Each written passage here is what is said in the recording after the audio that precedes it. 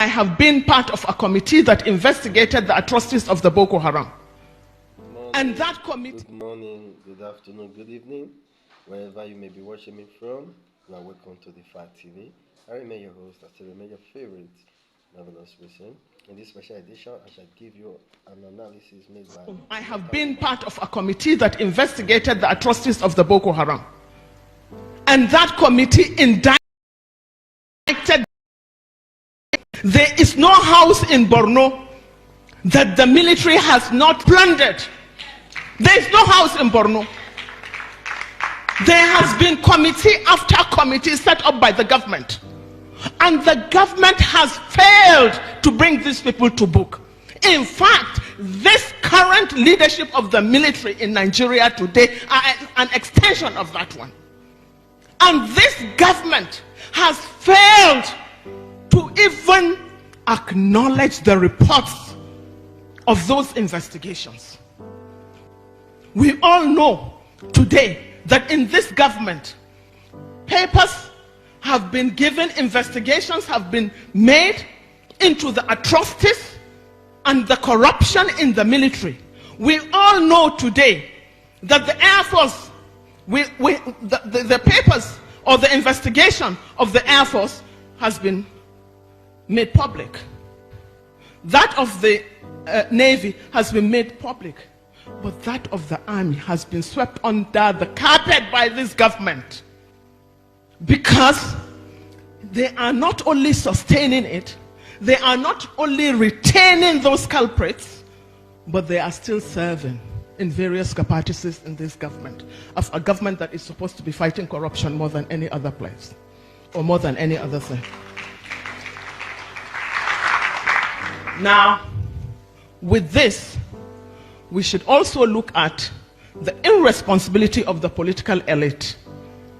The political elite in this country have done nothing but to cash in on this poverty, on this ill education of the mass majority of Nigerians.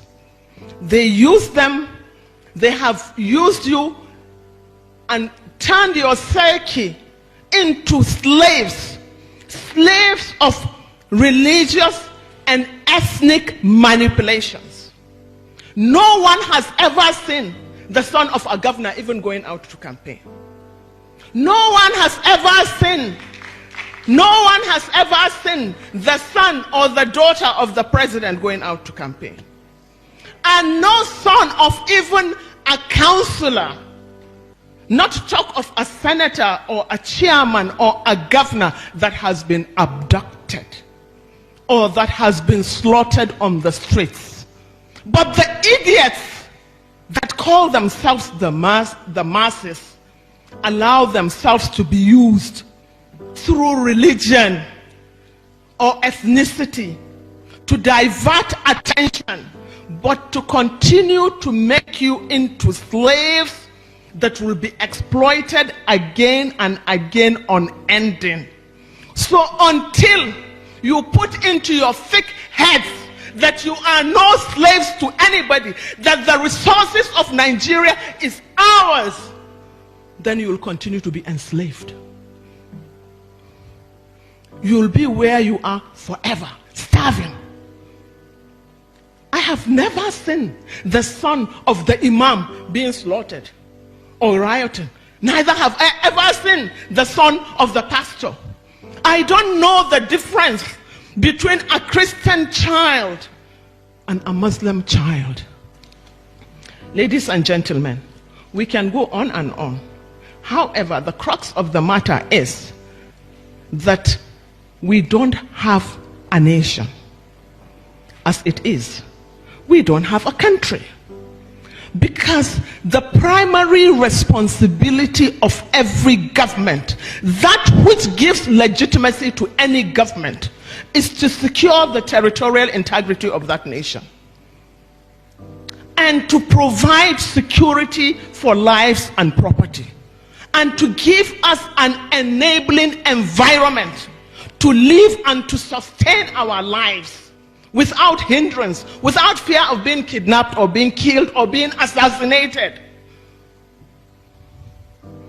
That is the primary responsibility of any government. Any government that fails to do this lacks legitimacy to govern and lacks and should be said to have failed, woefully failed.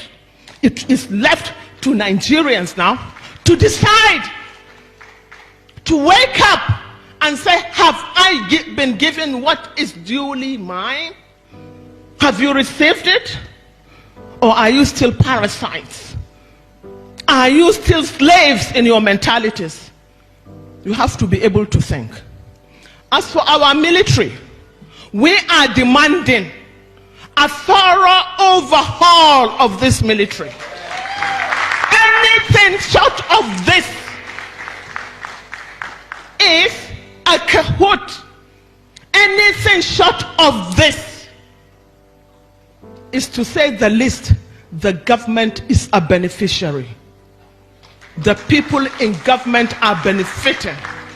For so long as you see crime within the prism of tribe or religion, you are part and parcel of the problem. Because you are perpetuating it, you are not looking for solutions. And what does it matter? What does it matter to the victim? Does it make any difference to the victims of Mambila, Benue, or Zamfara, under which government they were killed? The dead is dead. The orphan is orphaned. Does it matter who made it happen or who allowed it to happen? So, ladies and gentlemen, I can't say much because I did not even prepare a paper. You have to forgive me. But we all have a responsibility, not only to ourselves, but to our children. Anybody, I have said, who sits on the fence without saying anything or doing anything is either a coward or a hypocrite, or both. So the choice is yours. I'm not a coward, I'm not a hypocrite. I'm a fighter. Viewers, and I want to appreciate in-depth analysis because I'm not the copyright owner of the video that I just made. I want to appreciate you very much.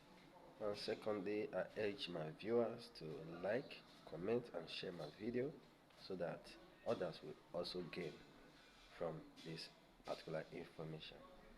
Thank you very much. Bye.